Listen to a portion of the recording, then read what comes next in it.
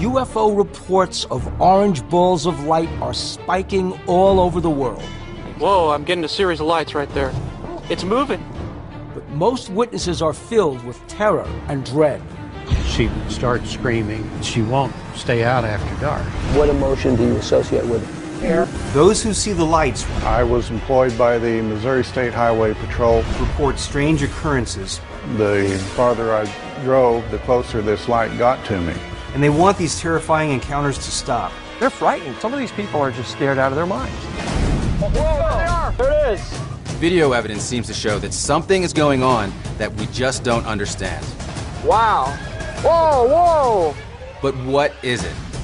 There is no explanation for it. We have no known source for what is causing this. Is this presence a warning of things to come? This orb stopped 3 feet from me, and I heard a voice say, "Don't touch it or you'll die." This is case number 92207, Dark Presence.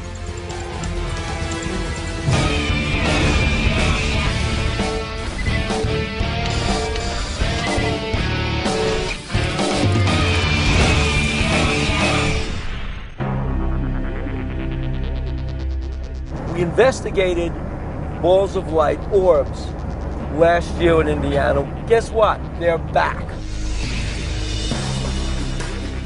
And this time, we're going to investigate a whole other aspect of the kind of a dark presence. People are reporting a frightening UFO contact that involves nightmares, headaches, terrifying premonitions, and sometimes actual confrontations with the orbs. These spherical UFOs are really nothing new. If you go back into Project Blue Book, there was all kinds of reports of spherical UFOs. This has been going on for a long time, and it's a huge part of ufology to understand what these balls of light are. The spike in orb sightings is a worldwide phenomenon, from Puerto Rico to Australia. But we're seeing a pattern of reports in Missouri, Indiana, and Arizona for some reason.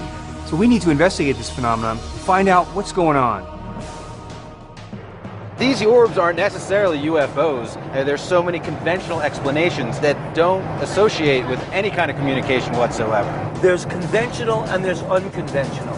So I think that's what we need to explore. And we're going to try to get to the bottom of what this presence means.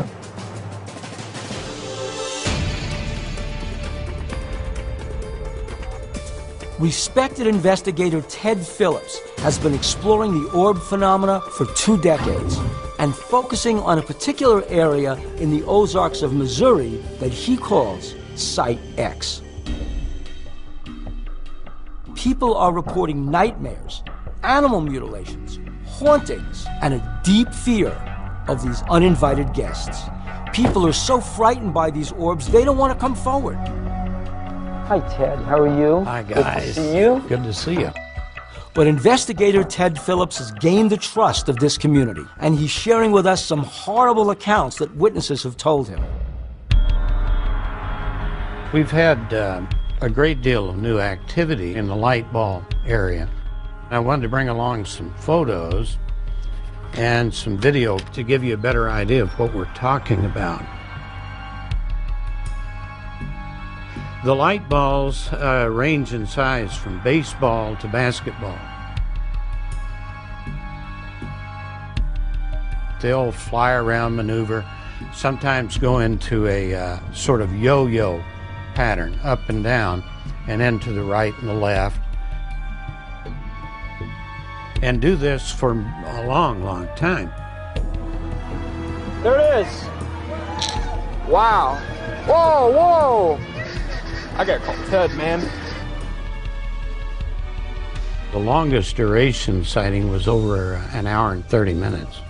So you're eliminating things like gas or earth lights because of the duration. Now recently, more of the objects have been seen on the ground. So there is a little bit of the fear factor. What are the effects on humans? Dry throat, some nausea, severe headaches, colors in their vision. We've never heard stories like this before from anyone about the interactions of orbs with human beings So we're looking at a close encounter of the fifth kind here. Wow, that was an awesome. There it is. Ronnie, turn your camera on. Have there been any fatalities or injuries in relation to these sightings?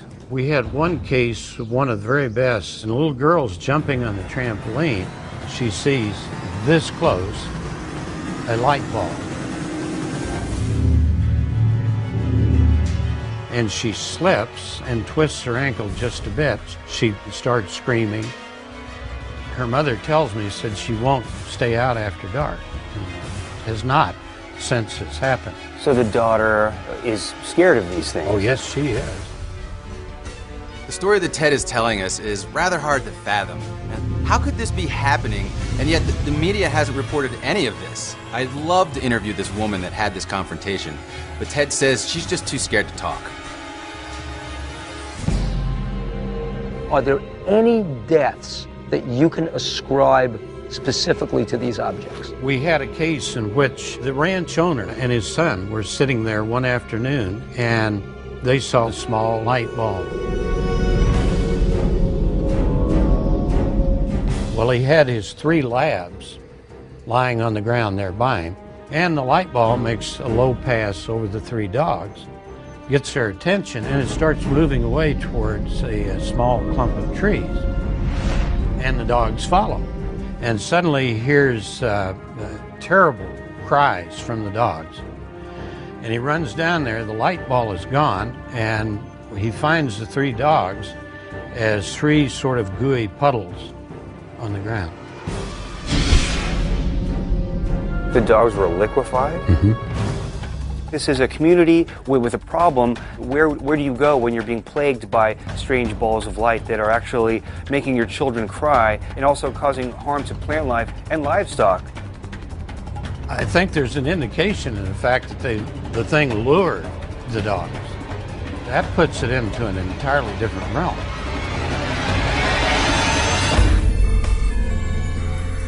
What do you think these objects are? The one thing I can tell you is these things are real, whatever they are. So many witnesses seeing the same things, and they are physical. Are we dealing with some kind of malevolent force here? I really think, based on what happened, you have to go with malicious intent. This is an incredible video and a story that Ted has shared with us. We have to analyze the video.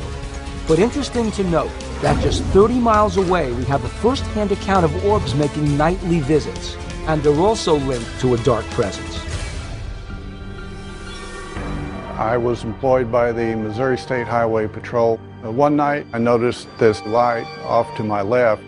The farther I drove, the closer this light got to me. Doug Schultz is a 31-year veteran of the Missouri Highway Patrol. While on duty, he witnessed a single orb every night for a year. So many residents in the area saw this light that it became known as the North View Light. In December of 1992, I was in Marshville going across the exit 100 overpass. I noticed the Northview light off to my left,